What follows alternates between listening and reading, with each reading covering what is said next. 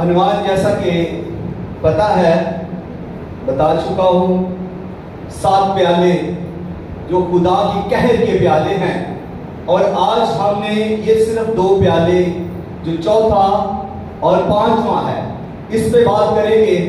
اس سے پہلے جو ہے وہ 3 بیان ہو چکے ہیں، پھر وقفہ آیا اور وقفے کے بعد پھر 2 پیالے جو ہیں وہ خدا کے فرشتے الٹتے ہیں، اور آج ہم ان 2 پیالوں کے بارے میں سیکھیں گے کہ جب چوتھے نے اپنا پیالہ الٹا تو اس نے کہاں پر الٹا۔ جب حکم دیا گیا 7 فرشتوں کو کہ اپنے پیالے زمین پر الٹ دو، تو پہلے نے کیا کیا؟ اس نے زمین پر اپنا پیالہ الٹا، اور پھر اس نے سمندروں پر، یعنی سمندر پر جب پانی اپنا پیالہ الٹا تو سمندر کا پانی کیا ہو گیا؟ خون بن گیا۔ اور پھر دوسرے نے جب اپنا پیالہ الٹا تو اس نے کہاں پر الٹا؟ دریاؤں اور چشموں پر، اور دریاؤں اور چشموں کا پانی کیا ہو گیا؟ خون ہو گیا۔ اور پھر تیسرے نے اپنا پیالہ جب الٹا تو اس نے اپنا پیالہ کہاں پر الٹا؟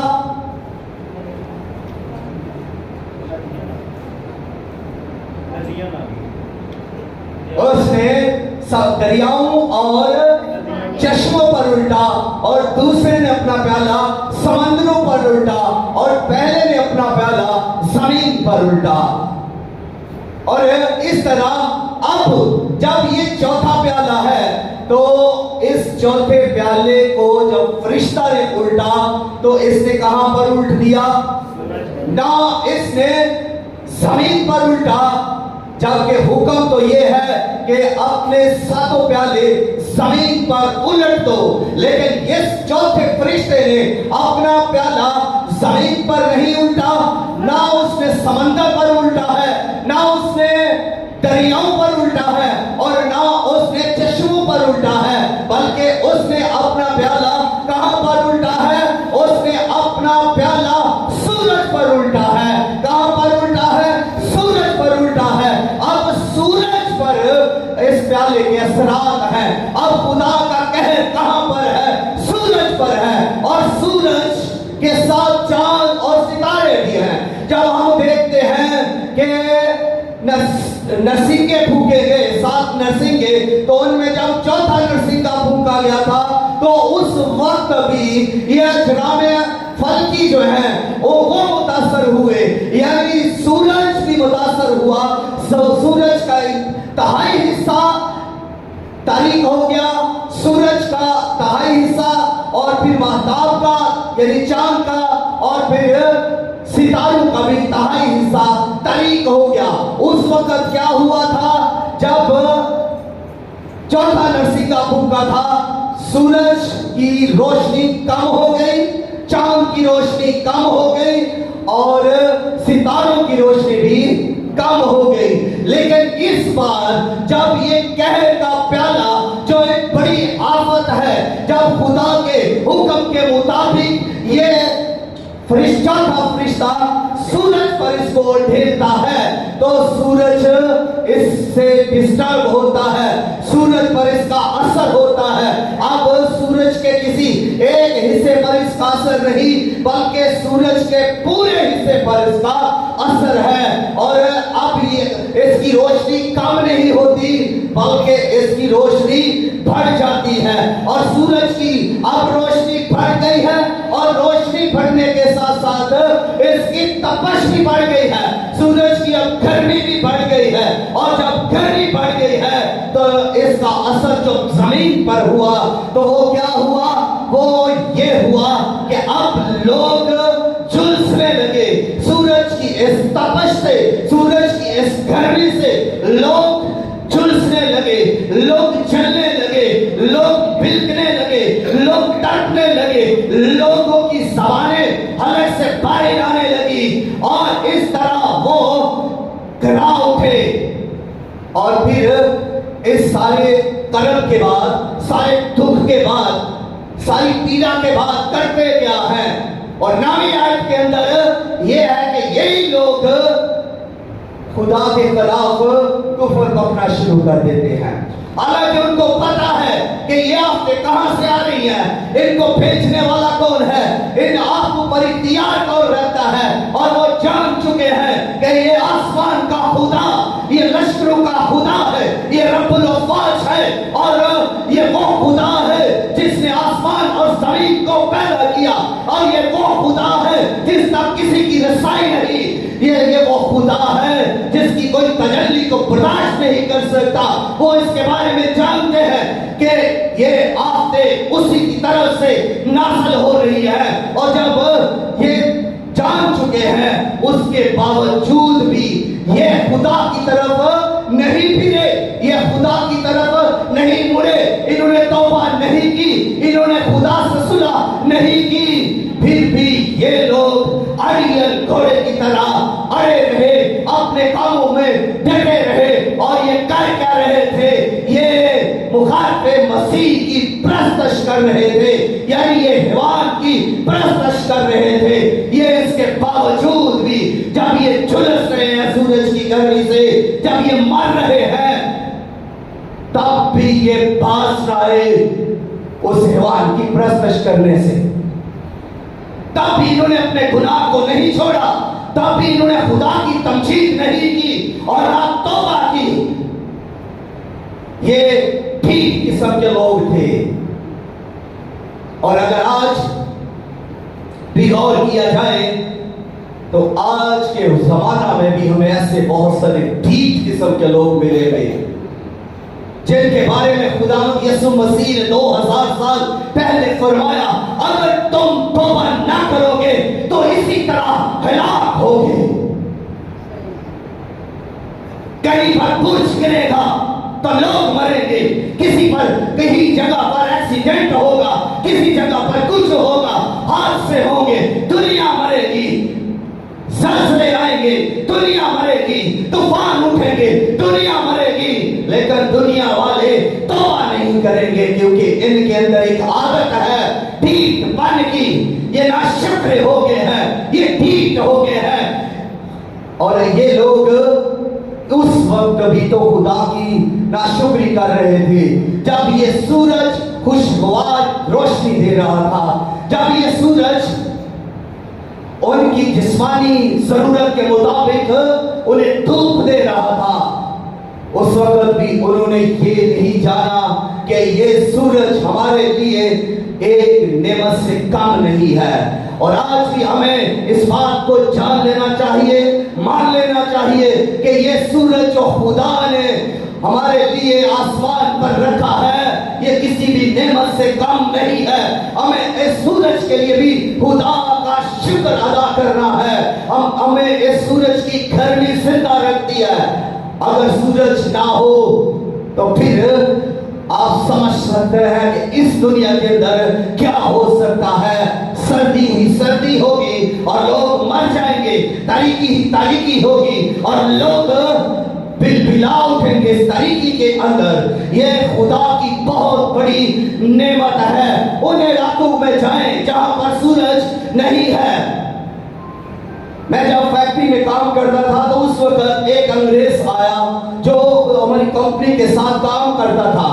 तो वो दोपहर के दिन, भरी दोपहर में वो अपने उसके कपड़े उतारे और उसने निक्कर पहनी और छत के ऊपर चला गया, फैक्ट्री के छत के ऊपर, जहां हमारा कोई वर्कर नहीं जाना पसंद नहीं करता था। वो वहां पर जाकर बैठा रहा और वो वहां पर लेट गया और वो उस धूप को एंजॉय कर रहा है। और हम नीचे ये सोच रहे थे ये बंदा पागल है, कहीं मर ना जाए। लेकिन वो क्या कर रहा था, वो उस धूप से एंजॉय कर रहा था, वो सन बात ले रहा था। उसके अपने मुल्क में ये सूरज की ऐसी रोशनी नहीं थी, अब वो यहाँ आकर इस सूरज से एंजॉय कर रहा है, तो वो कितना खुश होगा और वो कितना खुदा का शुक्रगुजार होगा। हमें भी खुदावंद अपने खुदा की नेमतों का शुक्रगुजार रहना है। हमें अपने इर्द गिर्द की सारी नेमतों से जिस जिससे हम फायदा उठाते रहते हैं, खुदा की शुक्रगुजारी करनी चाहिए। हवा की हम शुक्रगुजारी कर सकते हैं जो हमें ऑक्सीजन देती है, और सूरज के लिए जो सूरज से जो गर्मी हमें पहुंचती है, जो बीमारियों को खत्म करती है, इसके लिए भी हमें खुदा की शुक्रगुजारी करनी चाहिए। बहुत सारी ऐसी नेमतें हैं जिनको हम फरामोश कर जाते हैं। उस वक्त जब 7 साल इब्लीस की बादशाही थी, जब लोग हैवान की परस्तिश कर रहे थे, जब लोगों पर, जब खुदा के फरिश्ता ने सूरज पर अपना प्याला उल्टा और सूरज की गर्मी बढ़ गई, लोग मरने लगे, झुलसने लगे, तो तब भी उन्होंने खुदा का शुक्र अदा नहीं किया। तब भी वो खुदा के साथ उन्होंने सुलह ना की, और उस वक्त भी वो अपने कामों से बाज ना आए, बल्कि उन्होंने उस हैवान की परस्तिश की और उसके बुत को सजदा किया। आज के जमाने के अंदर भी बहुत सारे लोग कलाम सुनते हैं, चर्चेस के अंदर भी कलाम सुनते हैं, और मोबाइल्स पर भी कलाम सुन लेते हैं, कई बार वो टीवी पर भी कलाम सुनते हैं, लेकिन उस कलाम का असर कबूल नहीं करते। आते उनकी वही की वही है, बातें उनकी वही की वही है।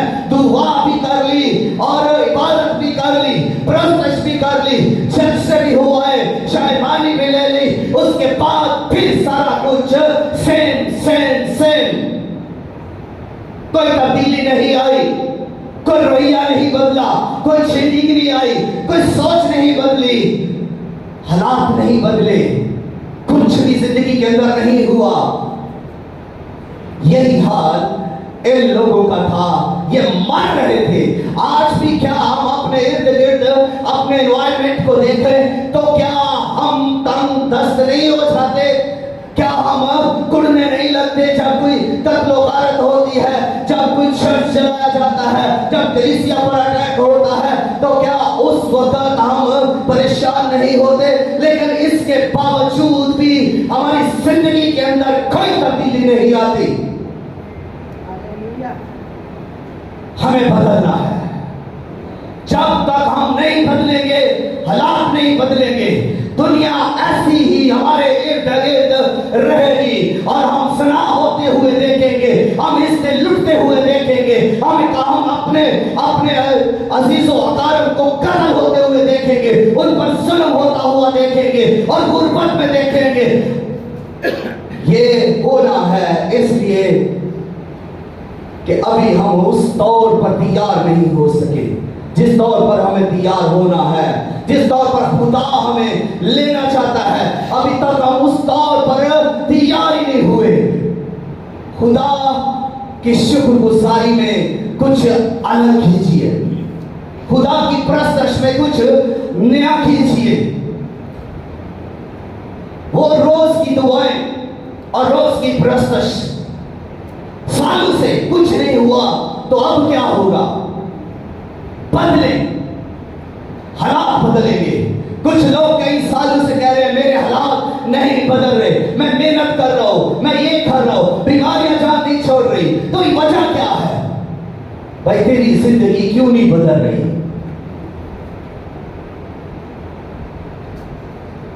अपनी सोच, अपने रवैये, अपनी आदत को बदलना है। कई बार हम दुआ ही करते रहते हैं लेकिन अपने अंदर को चेंज नहीं करते। जब हम चेंज करेंगे तो हमारी दुआ भी सुनी जाएगी, हमारी दुआ का असर भी होगा।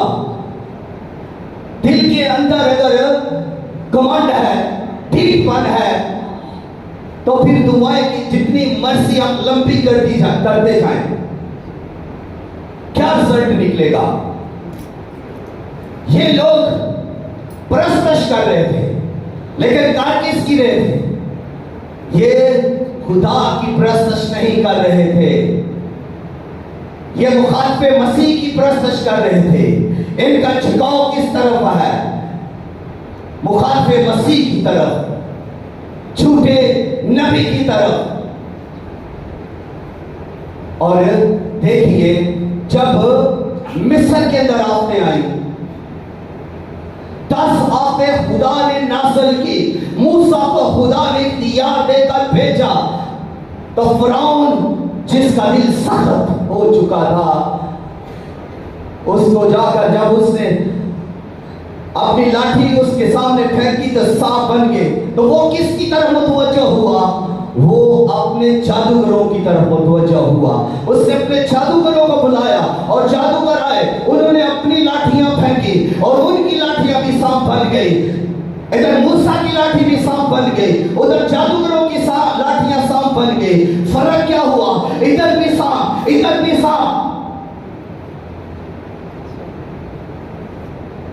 ہماری زندگی کے اندر لوگ آج بھی ایسے کر رہے ہیں، شفا چاہیے، کوئی تو خدا کے بندے کے پاس جا رہا ہے شفا کے لیے، تو کوئی اور کسی کے پاس جا رہا ہے شفا کے لیے، انہیں شفا چاہیے بس۔ یہاں پر سانپ چاہیے تھے فرعون کو، موسیٰ نے لاٹھی پھینکی سانپ بن گیا، اور فرعون کے جادوگروں نے لاٹھیاں پھینکی سانپ بن گئے، اور موج سے جادوگروں نے دکھائے۔ وہاں پر لوگ جادوگروں کی طرف متوجہ ہوئے، لوگ دیوتاؤں کی طرف متوجہ ہوئے، کوئی بھی زندہ خدا کی طرف نہیں مڑا، کوئی بھی زندہ خدا کی طرف نہیں پھرا، اور کسی نے بھی توبہ نہیں کی۔ موج سے خدا کر رہا ہے تو توجہ کہ ان کی کس طرف جا رہی ہے؟ بتوں کی طرف، دیوتاؤں کی طرف، جادوگروں کی طرف۔ اور جادوگر بھی موج سے کر رہے ہیں، انہوں نے بھی لاٹھیوں کو سانپ بنایا، پانی کو خون بنایا جادوگروں نے بھی، اور انہوں نے جوئے پیدا کر دی جادو کے ذریعے، مینڈک پیدا کر دیے جادو کے ذریعے۔ اس قدر انہوں نے بھی بڑے بڑے موج سے دکھائے۔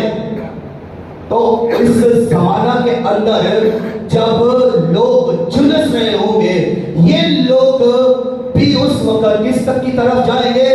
یہ اپنے اس حیوان کی طرف جائیں گے جس کی یہ پرستش کر رہے ہیں، اور وہ حیوان کیا کرے گا؟ اپنے علم کے وسیلہ سے کیا کرے گا؟ موج سے دے گا، وہ کرشمے کر کر کے انہیں دکھائے گا، اور یہ لوگ اس کی پرستش کرتے رہیں گے، زندہ خدا کی طرف نہیں آئیں گے۔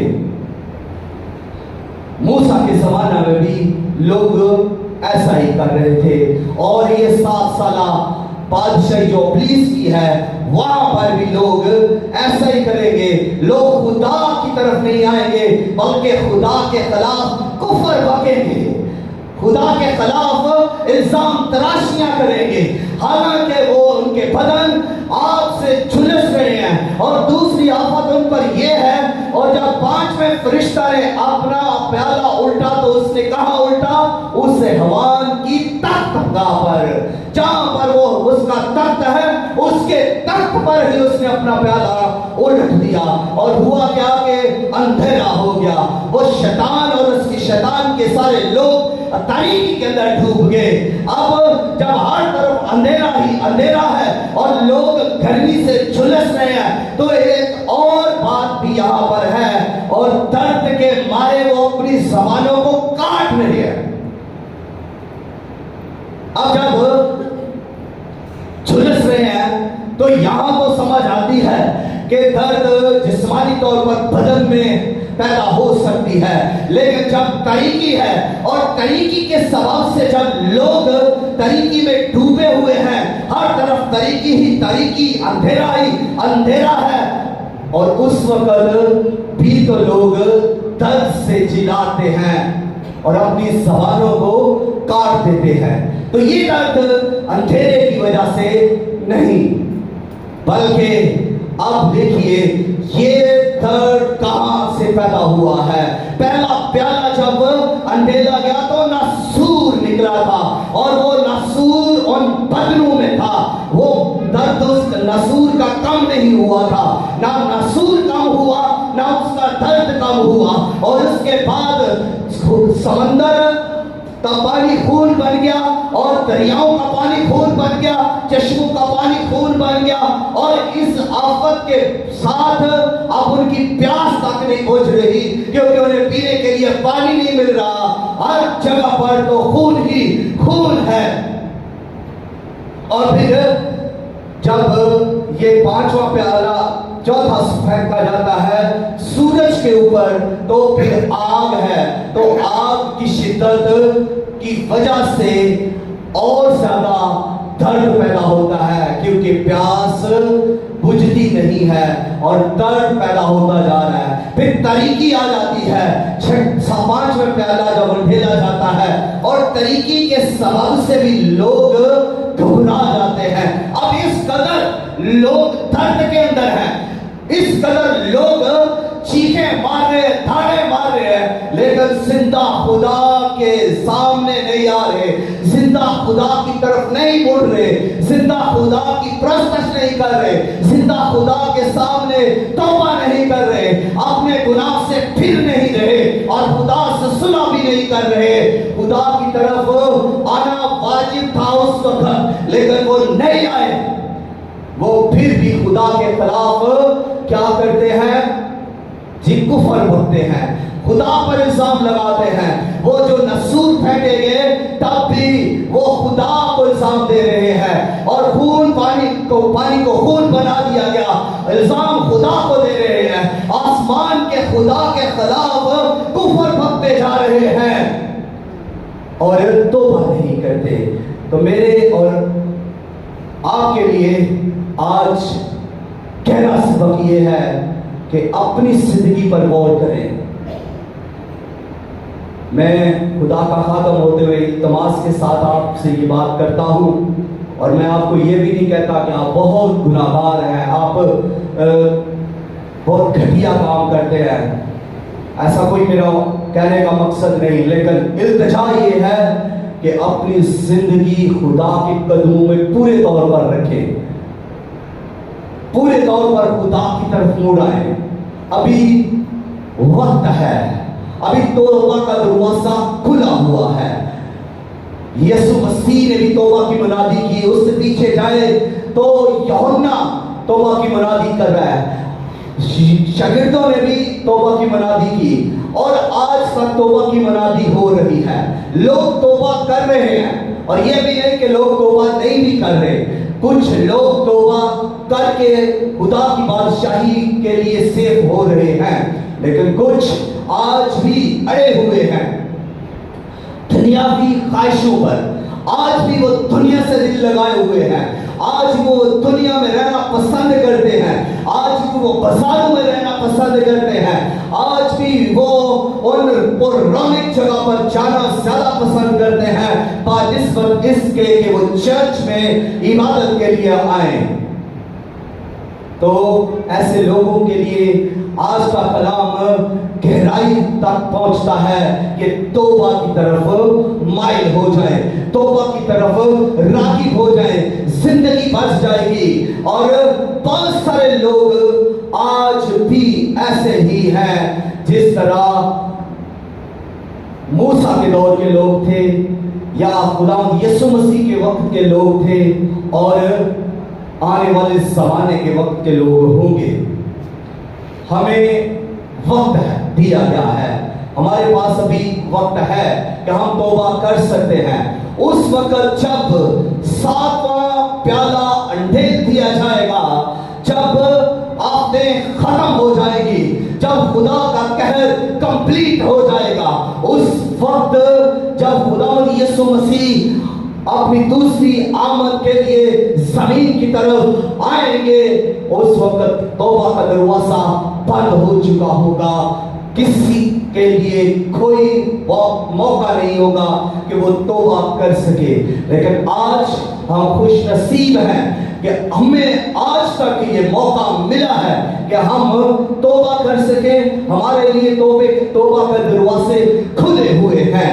خداوند اس کلام کے وسیلہ سے ہم سب کو کثرت کے ساتھ برکت دے۔